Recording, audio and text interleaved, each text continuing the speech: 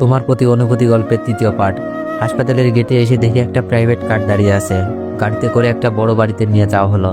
বাড়ি দেখে আমি তো প্রায় অবাক। এই বাড়িটা কি আন্টির? তাহলে তো আন্টিরা অনেক বড় লোক, আর ওরা আমাকে নিজের বাড়িতে নিয়ে আসলো শুধুমাত্র মানুষের প্রতি ভালোবাসা আছেই বলে সম্ভব। আমি হাঁ করে তাকিয়ে বললাম, আন্টি, এই বাড়ি কি আপনাদের? আন্টি বললেন, এটাই আমাদের বাড়ি, চলো ভিতরে। আমাকে নিয়ে একটা রুমে শুইয়ে দিল। আন্টি বললেন, আচ্ছা বাবা, তুমি এখন রেস্ট নাও, আমরা পরে তোমার সম্পর্কে জানবো না হয়। আমি বললাম, জি আন্টি। আন্টিও তার মেয়ের রুম থেকে চলে গেল। রুমটা অনেক সুন্দর, ওরা মানুষ যেমন ভালো মনের, রুচিও সুন্দর। খুব ক্লান্ত লাগছে, শুয়ে শুয়ে ভাবছি, আজ যদি ওনারা আমাকে না নিয়ে আসতো আমি কোথায় রাখতাম। পা ভাঙা নিয়ে রাস্তায় ভিক্ষা করা ছাড়া কোনো উপায় ছিল না। জানি না বাড়ির কি অবস্থা। আম্মু কি আমার কথা ভাবছে? আম্মু কি বলছে? ছেলেটার এমন ভুলে শাস্তিটা একটু বেশি হয়ে গেল। আমি তো আম্মুর চোখের মনি ছিলাম, নাকি তার জন্যই আম্মু সে কষ্ট সহ্য করতে পারেনি? আম্মুর মনে আমার জন্য ঘৃণা জন্মে গেছে। আম্মু যদি জানতে পারতো তার ছেলে পা ভেঙে ফেলেছে, আম্মু কি এখনো রাগ করে থাকতো, নাকি ছুটে আসতো? আম্মুকে দেখতে খুব মন চাচ্ছে, কিভাবে দেখবো? মোবাইলটা যে ভেঙে গেছে। আম্মু, আমি তোমাকে অনেক ভালোবাসি, ক্ষমা করে দিও। বলতে পারি নাই সত্য কথাটা, আর মনে হয় চাইলেও বলতে পারবো না। মোবাইলটার সাথে হয়তো ভিডিওটাও হারিয়ে ফেলেছি। খুব জানতে ইচ্ছা করছে, আব্বুকে আমার কথা ভাবছে, নাকি আমাকে তার মনে কবর দিয়ে ফেলেছে। আর সুমি আপু হয়তো বলছে বিশ্বাসটা ভেঙে দিয়েছে। আর মিথিলা তো বললই দুলাভাইকে বিয়ে করে ফেলবে। তবে দুলাভাইকে এই ভুলটা আবার করবে? আমিও তো ভিডিওটা দেখিয়েছি, হয়তো ভিডিওটা দেখে থমকে গেছে এতক্ষণে। মিথিলাকে জানিয়েও দিয়েছে।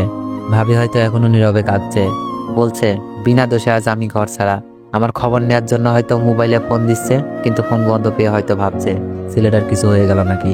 ভাবতে ভাবতে কখন যে ঘুমিয়ে যাই। হঠাৎই একটা মেয়ে কণ্ঠে কে যেন ডাকতে লাগলো, এই যে উঠুন।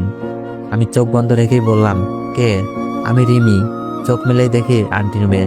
আমি বললাম, ও আপনি? আপনার নাম রিমি? রিমি বলল, ইয়া জাহান রিমি। আপনার নামটা তো জানা হলো না, আপনার নাম কি? উঠে বসে বললাম, আমার নাম আশরাফুল ইসলাম। রিমি বলল, সুন্দর নাম, আম্মু আপনার জন্য খাবার পাঠিয়েছে, খেয়ে নিন। আমি বললাম, আপনার নামটাও সুন্দর। রিমি বলল, ঠিক আছে, খেয়ে নিন, আমি আপনার জন্য মেডিসিনগুলো নিয়ে আসতেছি। আমি বললাম, আচ্ছা। আমি বিছানা থেকে নামতে যাব। রিমি বলল, এই কি করছেন? আপনাকে এক সপ্তাহ হাঁটাহাঁটি করতে মানা করছে, কি লাগবে আমাকে বলুন। আস্তে করে বললাম, ওয়াশরুমে যাব। রিমি বলল, ধরুন, আমি নিয়ে যাচ্ছি। রিমি আমার হাত ধরে ওয়াশরুম পর্যন্ত নিয়ে আসলো।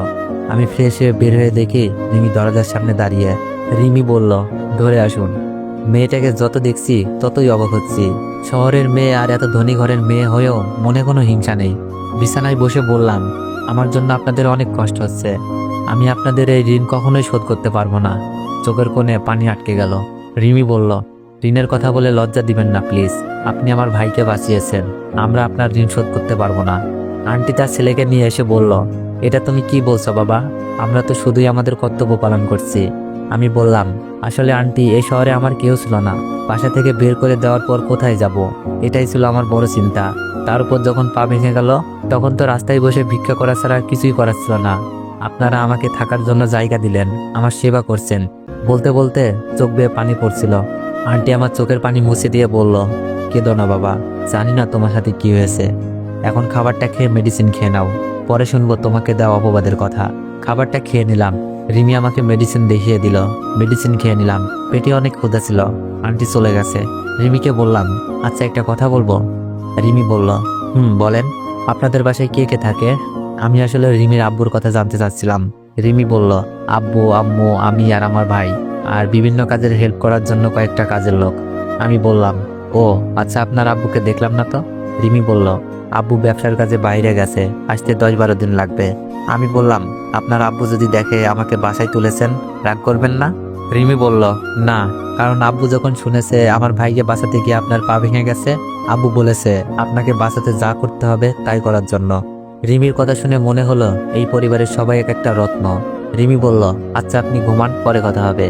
আমি বললাম, আচ্ছা ঠিক আছে। তারপর ঘুমানোর চেষ্টা করলাম। রাত প্রায় 11টা বেজে গেছে, কিন্তু চোখে ঘুম আসছে না। শুধু সকালে ঘটে যাওয়া ঘটনার কথা মনে পড়ছে। মিথিলা কি করে পারলো এমনটা করতে? মিথিলা তো আমাকে বেস্ট ফ্রেন্ড বলতো। অনেক রাত হয়ে যায়, ঘুম হয় না। কখন ঘুমিয়ে যায় জানি না। সকালে ঘুম থেকে উঠি রিমির ডাকে, এই যে উঠেন, 10টা বেজে গেছে, নাস্তা খেয়ে মেডিসিন খেতে হবে। মনে হচ্ছে ওরা আমার সুস্থতার জন্য সর্বোচ্চ সেবা দিচ্ছে। আমি বললাম, ও কেমন আছেন? রিমি বলল, আলহামদুলিল্লাহ। আপনার পায়ের ব্যথা কমছে? আমি বললাম, মনে হয় কমেছে। রিমি বলল, আসুন ওয়াশরুমে এগিয়ে দিয়ে আসি। আমি বললাম, ধন্যবাদ। আমাকে ধরে ওয়াশরুমে নিয়ে যাই। ফ্রেশ হওয়ার পর নিয়ে আসে। নাস্তা খেয়ে মেডিসিন খেয়ে নিই। রিমি বলল, আচ্ছা আপনার সাথে কি হয়েছিল?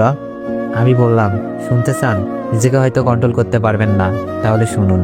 আজ সকালে কলেজে যাওয়ার জন্য আমার চাচাতো বোন মিথিলাকে ডাকতে যাই, কিন্তু মিথিলার রুমে গিয়ে দেখি মিথিলা তার দুলাভাইয়ের সাথে অবৈধ মেলামেশা করছে। আমি বাকরুদ্ধ হয়ে যাই। মোবাইলে ভিডিও করতে থাকি তাদের আড়ালে। আমাকে দেখে ওরা থমকে যায়। তো আগের ঘটনাটুকু সব বললাম রিমিকে। রিমি আমার মিথ্যা অপবাদ শুনে চোখে পানি ফেলছে। রিমি কান্না করছে আর বলছে, আপনি প্রমাণ থাকা সত্ত্বেও কাউকে কিছু বলেননি? শুধু আপনার আপু সংসার আর যে আপনাকে দর্শক বানালো তার সম্মানের জন্য নিজেই সম্মান হারিয়ে আসলেন? আমি বললাম, আমার সম্মান হয়তো তাদের কাছে কমে গেছে, কিন্তু নিজের ভেতর নিজেকে নিয়ে গর্ব হচ্ছে। অন্যের জন্য নিজেকে বিলিয়ে দিলাম, হয়তো কোনো একদিন ওরা বুঝতে পারবে। রিমি বলল, আল্লাহ তাদের সইও বুঝদান করুক। আমি বললাম, আমি এটাই চাই। আমি হয়তো যে কোনোভাবে চলে যেতে পারতাম, কিন্তু ওরা হারাতো ওদের অর্জন করা সম্মানগুলো। রিমি বলল, আপনার ভাবি তো অনেক ভালো মানুষ, আপনার উপর বিশ্বাস ছিল, তাই তো আপনার কাছে জিজ্ঞেস করেছে। আমি বললাম, ভাবি আমাকে নিজের ভাইয়ের মতো ভালোবাসে। ভাবিকে ভিডিও দেখে প্রমাণ করেছি আমি নির্দোষ। ভাবি সবাইকে বলতে বলেছে, কিন্তু আমার বলার হলে আমি তো বলতাম। রিমি বলল, তাই তো। আমি রিমিকে বললাম, আপনার মোবাইলটা দেওয়া যাবে? ভাবির সাথে একটু কথা বলবো, হয়তো আমাকে ফোনে না পেয়ে চিন্তা করছে। রিমি বলল, এই যে নিন। আমি ভাবির নাম্বারে ফোন দিলাম, কিন্তু রিসিভ করছে ভাইয়া। তো এভরিওয়ান, নেক্সট বার চাইলে একটু বেশি বেশি কমেন্ট করুন আর একটু বেশি বেশি কপি লিঙ্ক করে দেন। তোমরা তো কপি লিঙ্ক না চাইলে জীবনও কপি লিঙ্ক করবা না, তাই আমি চেয়ে নিতেছি। আর হ্যাঁ, গল্পটা কার কাছে কেমন লাগতেছে সবাই একটু কমেন্টে জানাবেন। ধন্যবাদ।